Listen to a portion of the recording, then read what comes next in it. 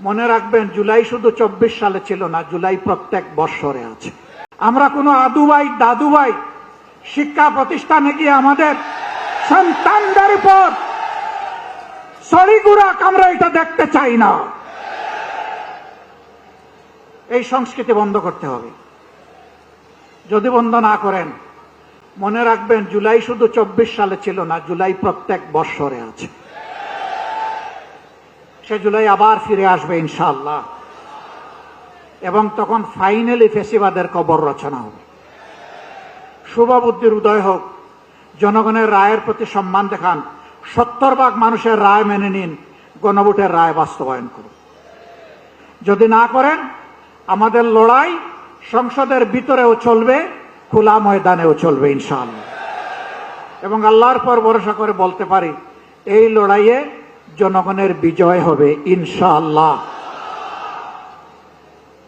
আমরা আপনাদের কাছে কথা দিয়েছি আগে, এখনো কথা দিচ্ছি।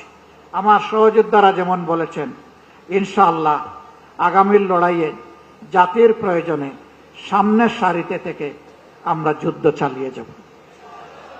আমাদের জীবনটা আল্লাহর জন্য, মানবতার জন্য, দেশের জন্য, জাতির জন্য। আল্লাহ যদি কবুল করেন, গর্বিত শহীদ হয়ে দুনিয়া থেকে বিদায় নিব ইনশাআল্লাহ।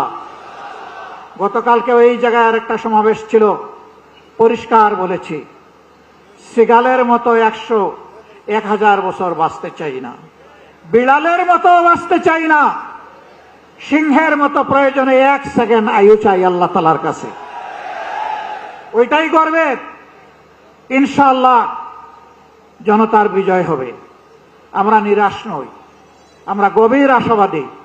এ বাংলাদেশ পাল্টাবে, নতুন বাংলাদেশ গড়া হবে ইনশাআল্লাহ। সেই বাংলাদেশ গড়ার প্রত্যাশায় সারা দেশবাসীকে আমরা পাশে চাই, এবং আমরাও দেশবাসীর সাথে থাকতে চাই।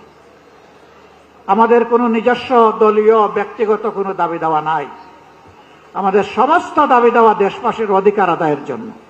দৈনিক আজকের বাংলা .net